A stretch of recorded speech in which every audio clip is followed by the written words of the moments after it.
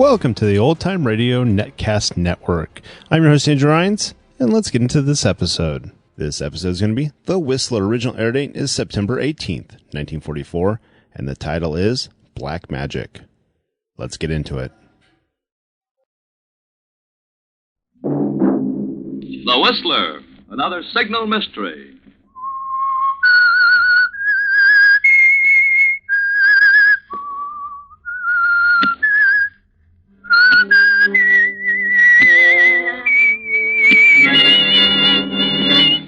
I am the Whistler.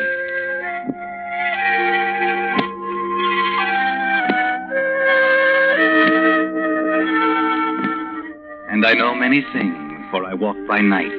I know many strange tales, many secrets hidden in the hearts of men and women who have stepped into the shadows. Yes, I know the nameless terrors of which they dare not speak.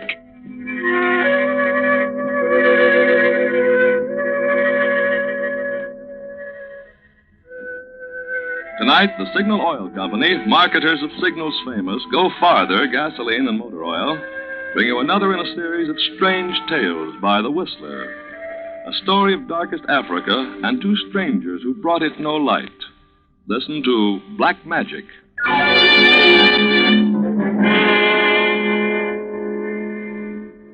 But first, I'd like to read you what the driver of a 1929 LaSalle thinks of Signal's Go Farther service. Wilfred Pollard of Los Angeles writes, naturally, when a car gets 15 years old, parts wear out and are difficult to replace. My radiator cap, for instance, is rusted so it no longer holds tight. Pop Figgett, at my signal station on Western and Harold Way, has on 3 occasions spent considerable time with pliers and wire repairing it. Pop does it without asking, and with a smile that makes you feel like you're doing him a favor. It's this kind of service, over and above the line of duty, that makes me like to trade with Signal oil dealers. Many folks are surprised these days to find Signal dealers going out of their way like that to please a customer. But there's a reason for it. Each Signal dealer is permanently in business for himself. He knows that the best way to keep his business good year after year is to give you thorough, reliable service that will keep you his steady customer. Such service is the reason so many drivers who want their cars to go farther are switching to Signal stations. Why don't you drive in and get acquainted with your neighborhood Signal dealer this week? Now, the Whistler.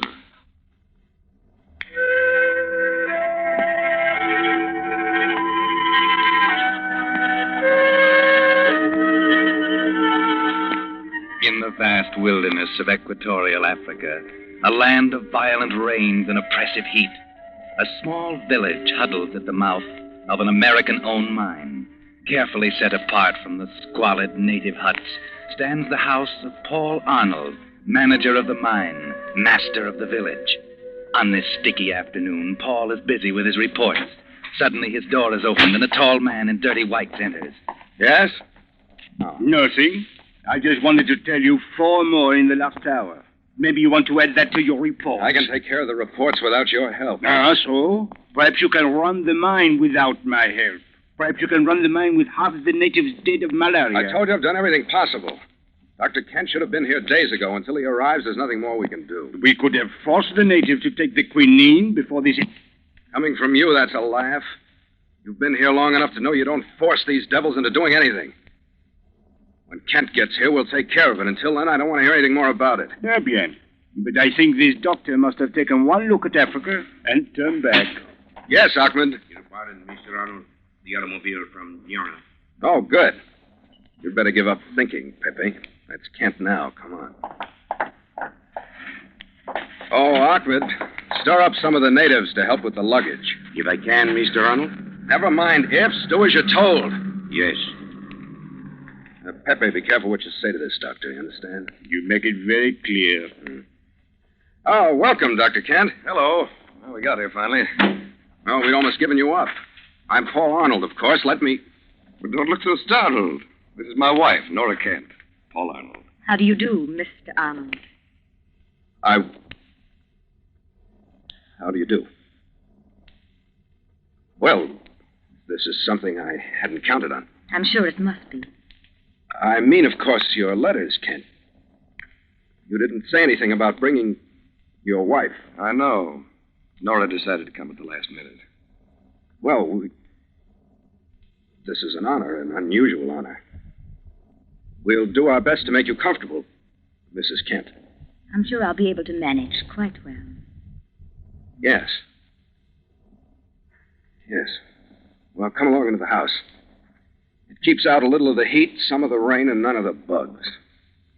Pepe will see to unloading your equipment, Doctor. Well, thanks, but that's something I make it a rule to see to myself. Can't afford to have anything broken out here. If you take Nora in... Of course. This way, Mrs. Kent. Thank you, Mr. Arnold.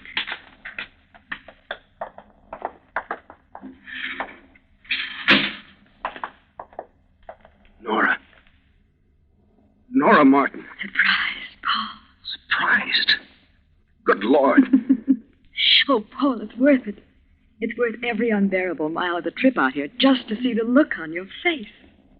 Yes, I must be very amusing. Just a clown. Don't have to be nasty. You, married to Kent. When did that happen? When do you suppose? After you ran away so suddenly. I ran away. You're not going to pretend my leaving had anything to do with it. I'm not pretending anything. No, this is all very open and above board, isn't it?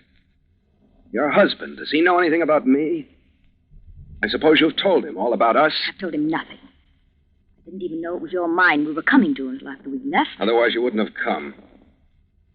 I didn't say that. You thought it. You hate me, don't you, Paul? What do you expect? To be welcomed with flowers and kisses after the way... That's all past, Paul. Perhaps we weren't just right for each other then. But, well, I know it'll sound crazy to you, Paul, but I need you now.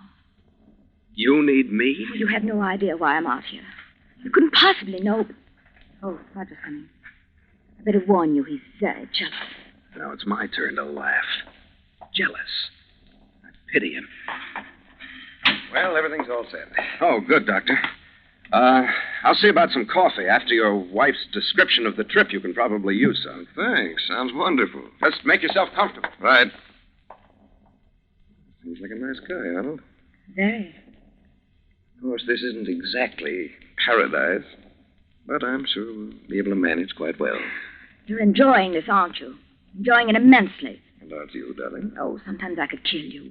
Dragging me out to a hellhole like this. When you'd much prefer to stay in New York with your many friends. No, I'm sorry, darling, but you happen to be my wife. Roger, I won't stay in this horrible place. You'll stay wherever I want you to stay. Besides, it's too late to think about getting out now. I'll get out of here more easily than you can imagine. Much more easily. I don't think so, darling. It's really going to be almost like a second honeymoon. Just you and me. Just you and me, Roger. And Mr. Arnold.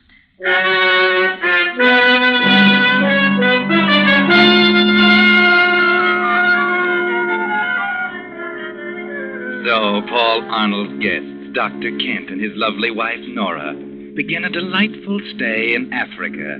They unpack, eat sparingly of a dull dinner, and spend the evening in equally dull conversation. Now it's the following morning, and while Nora sleeps late, Paul and Dr. Kent begin the work at hand. How far to this building you say I can use for a clinic, Arnold? It's there, just ahead through the grove. Not too well isolated from the village. Not too large. This is Africa, Doctor. You can't expect to find everything exactly to your liking. I realize that. I'm alarmed about the death rate. From your reports to the company, I didn't gather it was nearly this bad. Most of the deaths have occurred since you and Mrs. Kent left the States. By the way, where is Mrs. Kent this morning? I'm surprised she's not with you. What do you mean by that? Well, you did insist on bringing her out here. Do you think it was a mistake, is that it? Since you ask, yes, it is. If I were you, I'd send her back as soon as possible. Perhaps. But Nora happens to be my concern. If you don't mind, I'd rather not discuss it. As you say.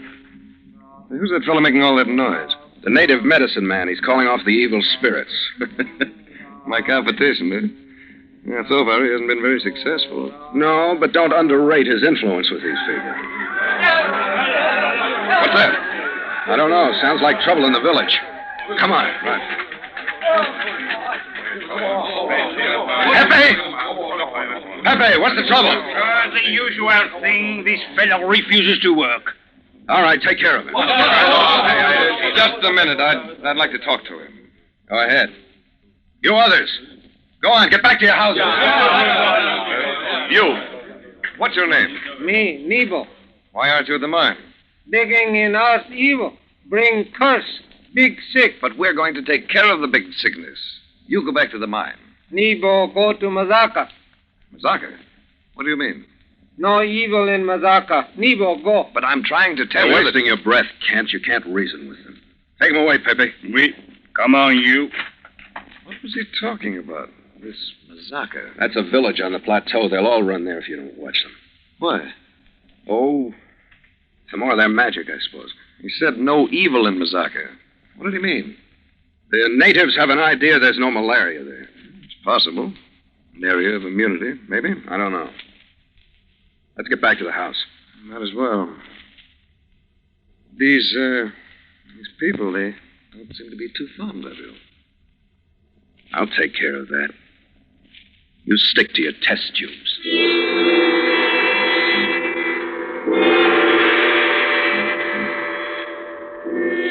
Yes, Kent, stick to your test tubes. There's not time to lose. The mine's output, you know. Besides, Nora's beginning to act strangely.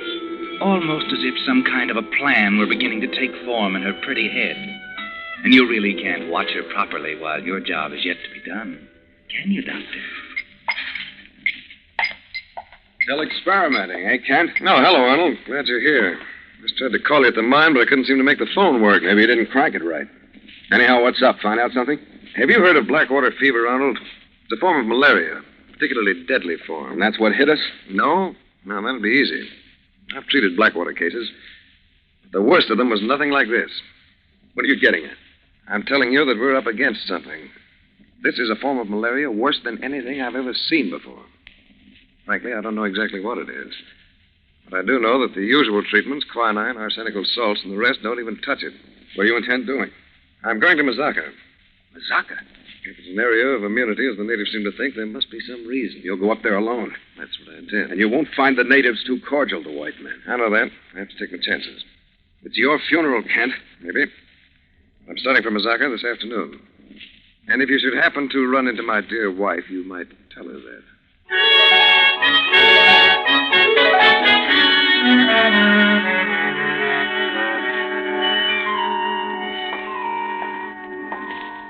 Well, Nora, I see you've packed my toothbrush. Anxious for me to leave? You don't have to be crude. I don't think you should make this trip, Roger. Oh, don't worry. I'll be back. At least there's no fever in Mazaka. Oh, stop it. I'm sick of hearing about it. Get hold of yourself. Oh, ouch. Don't you hurting my arm. You listen to me. I don't want to listen. This time you're going to. While I'm gone, I want you to stay away from Arnold. Jealousy again? You think I've forgotten? Just wipe the slate clean and start over? No, Roger, you don't forget. You're like an elephant. I don't want to forget. Night after night, you running around while I planned how to do away with myself so I could stop thinking. You were always so busy. You resented the fact that men found me beautiful. We'll see how much good your beauty does you out here. Oh, Roger, can't you give up this trip to Mazaka? Can't we both get out of here? I'll change. I'll do anything you say, only let's leave this place. After you've learned your lesson, Nora. All right, Roger, have it your way. You make me glad for every hour I've made you suffer. Yes, come in. The guides are waiting, Kent. Fine, I'm ready. Why don't you give up this insane trip? Still trying to talk me out of it? It's for your own good.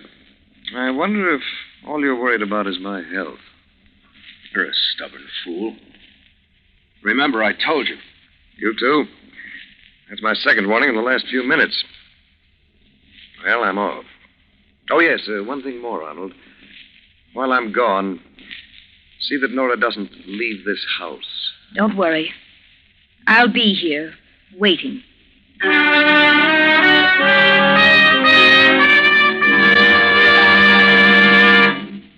You are listening to The Whistler, another Signal mystery brought to you by your friend, the Signal Oil Company, marketers of Signal's famous Go Farther gasoline and motor oil.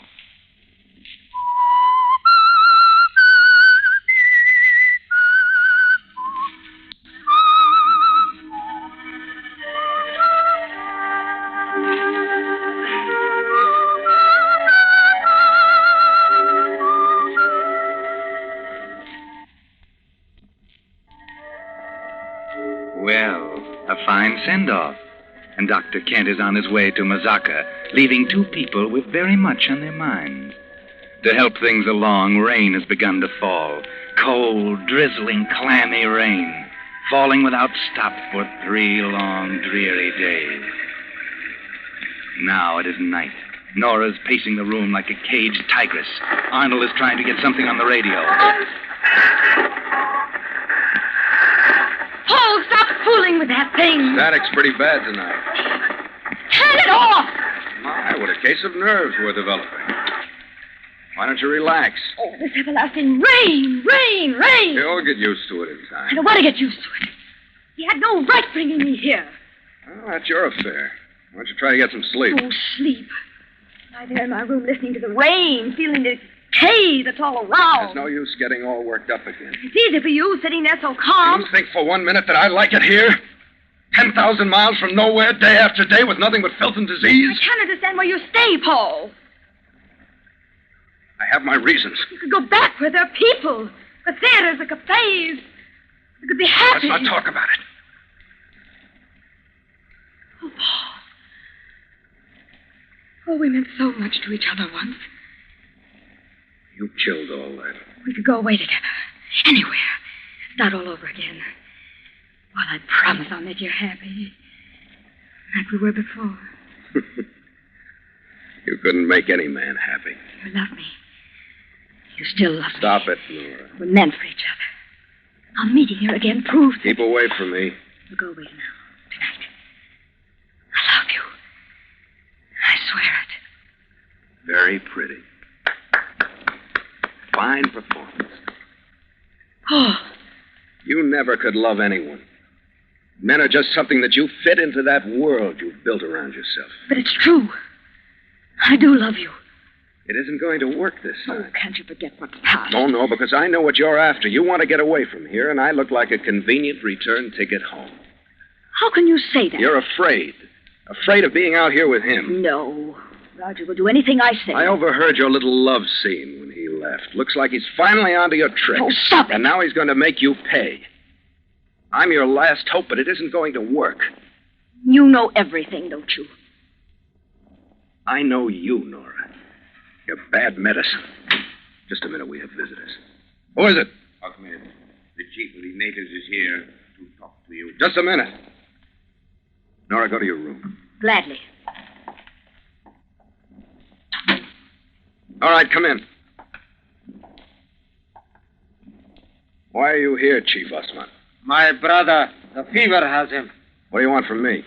The new one. When does he return from Mazaka? No, 2 or 3 days. You send for him now. Maybe he say my brother. I've got my own troubles. You told me the new one will help us. Can't you understand? It takes time. Too much time. The fever very bad. I'm sick and tired of hearing you complain. Get out. For so long you do nothing, bring no help. I said get out. You tell company nothing. You want my people to die, I know. What did you say? You want mines to be bad. Company, go away. Leave the mines. Shut up. You want to take mines. I will tell the new one. I'll stop your blabbing tongue. No, don't. You're joking. Take your soldier on his Never talk after I get to him. through with you. The curse of Legba on your head.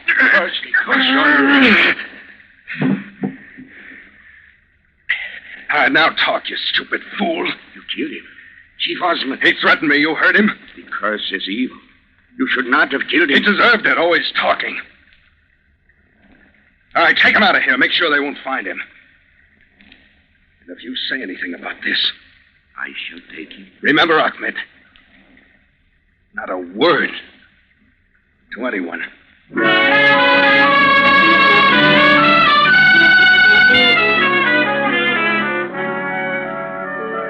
So, Paul, that's your little scheme. Let the natives die off so the company will abandon the mines. Then you will take over. Very clever, perhaps. Oh, Ahmed won't dare talk, and Osman can't. Now there is only Kent and his beautiful wife, Nora. Another day passes, and still another. Now it is night. The rain is gone, and the quietness has come. The sort of quiet that creeps into the bones and ferments in the mind. But now suddenly the silence is broken. Ahmed, the drums. They're beating the drums. It is the village. They haven't done that for days. I don't understand. What's happening? The natives, something's wrong. It began so suddenly. Oh! They're shouting. Listen to them like wild savages. It's strange. I don't like it. Come on, Ahmed, let's see what's wrong. You can't leave me here alone. You'll be safe. But I'm going with you. I won't stay here. Oh, all right. Look at that glow in the sky. They've got a fire going. The drums. They can seep right into your blood. It is the chant of Zora. Some more of their stupid magic. To my people, magic is important. What good does it ever do you? It can save. That we call white magic. White magic. It can also kill. That is black magic. That's enough of that kind of talk, Ahmed. Oh, look there. There through the trees. You can see them dancing around the fire. Wait a minute, this is close enough. Yes, it is better that they do not see you. Oh, I'm afraid. Let's go back. Stop your whimpering. Be quiet. Look at those two. They're tying him to that post. No. It is not a man. Well, what is it? An effigy, a straw image of one who is evil. We call it a legba. A legba? Paul! That effigy. It looks like you. No, you're imagining it.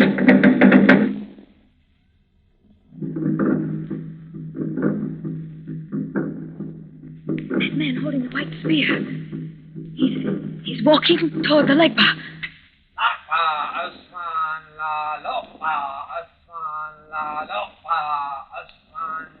Ahmed, what's he saying? He says, O Asman, great chief, thy death shall be avenged. Osman! They found him. He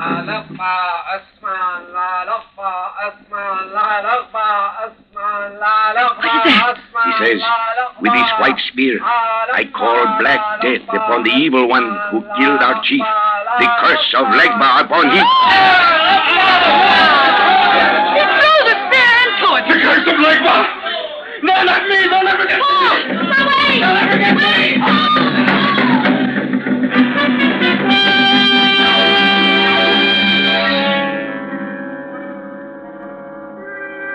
That's right, Paul.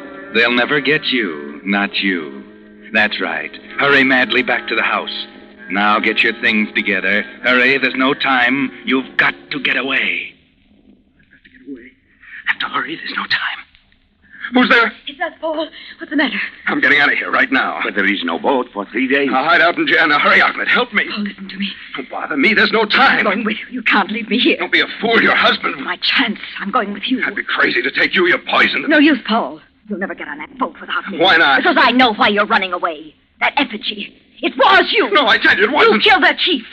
Unless you take me, the police will be waiting for your chair now. You tell them. You know I would. Get your things.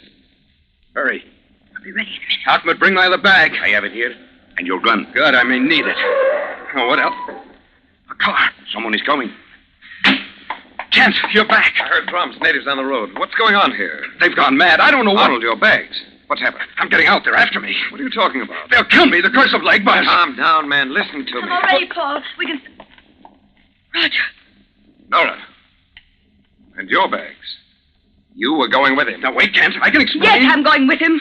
We love each other. Nora, she's lying. Can't you see she's We've loved lying? each other for a long time. That's not true. And now Paul is taking me away. No, he isn't. I'll kill him first. Keep away from me. I've got a gun. You sneaking rat. Stay back. Stay back, I tell you. Don't. Kill him. You made me do it. Ahmed, quick, the car. Yes, I'll go. No one can stop us now, Paul. Stay here and rot. Paul, you can't. You can't. I'll go mad. You won't. Here, my gun. You do it yourself. No, Paul. Paul, wait for me. Wait, Paul. No use, Nora. He's gone. Roger. I thought you... Just cut me in the shoulder. He will come back for me. He will. Couldn't get away. Just a telephone call. They'd stop you with the boat. Bring him back. You think you've got me now? That you'll keep me here? Come here. You think I'm beaten that everything will go just like you wanted? Listen. Well, you're wrong. You're wrong. Nora. You better What start have I done? changing your plans. Nora. Beginning right now.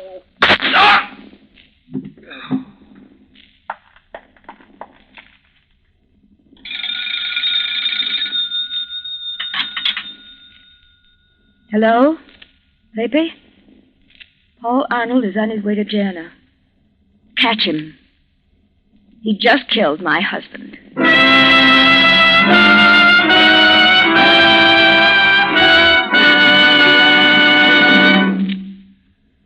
Now, in just a moment, the Whistler will return to give you the strange ending of tonight's tale. But first, I'd like to recall for you Oliver Wendell Holmes' poem, The One-Horse Shay. It lasted 100 years to a day, and then the whole thing fell apart. That's a lot different from the way cars wear out today. Only one vital part that can't be replaced has to wear out, and the whole car goes off the road. Uncle Sam says that will happen to 1 in every 12 cars this year. Well, so that no vital part on your car will wear out from lack of lubrication, signal dealers take special precaution when they lubricate your car.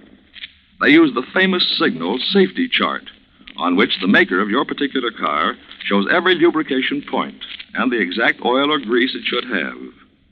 Before your signal dealer returns your car to you, he checks every point on your car against the safety chart, not just once, but twice, so not a single part can be missed. That's your guarantee that every part on your car will have its full share of the lubricant that will help it last out the duration. Yet you pay no more for this finer, longer life lubrication.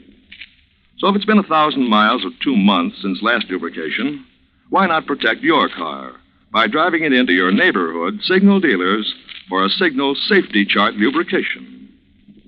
And now, back to the Whistler.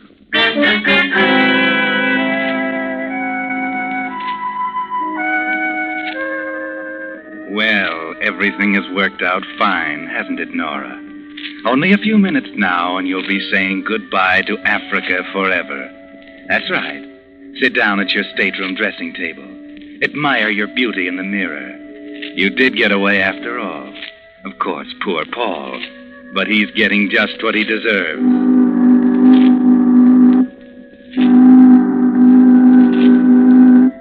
And now the boat is moving.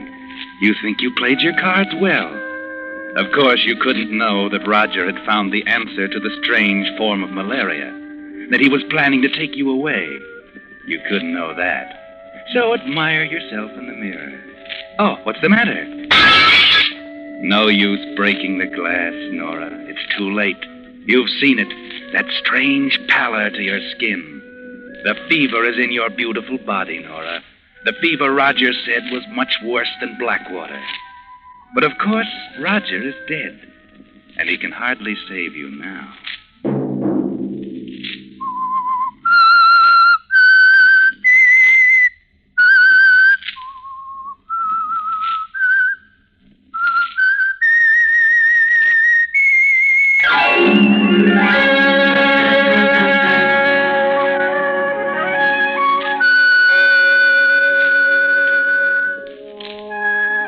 The Whistler is broadcast for your entertainment by Signal Gasoline and Motor Oil and your neighborhood signal dealer at your service to keep your car running for the duration. The Whistler was produced and directed by George W. Allen. The story by Saul Steen and Martin Wark. Music composed and conducted by Wilbur Hatch. This program is being transmitted to our troops overseas by the Armed Forces Radio Service. Listen again next Monday night at 9 for The Whistler. Bill Pennell speaking.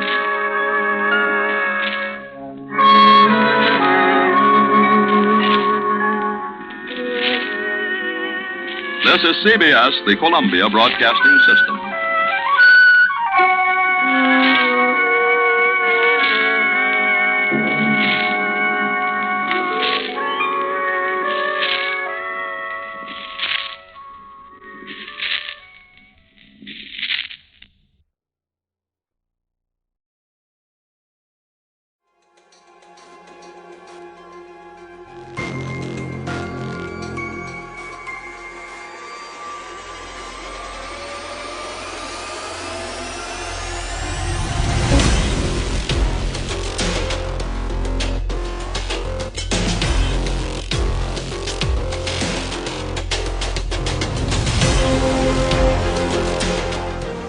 Welcome back. I hope you enjoyed this presentation from the Old Time Netcast Network. For more great shows, go to otnetcast.com. Don't forget to like and rate this episode in your favorite podcatching client. Follow this show on Facebook by going to otnetcast.com/Facebook. This episode is covered under the Attribution Non-Commercial ShareAlike copyright. For more information, go to otnetcast.com/copyright. Thanks again for listening, and I hope you have a great day.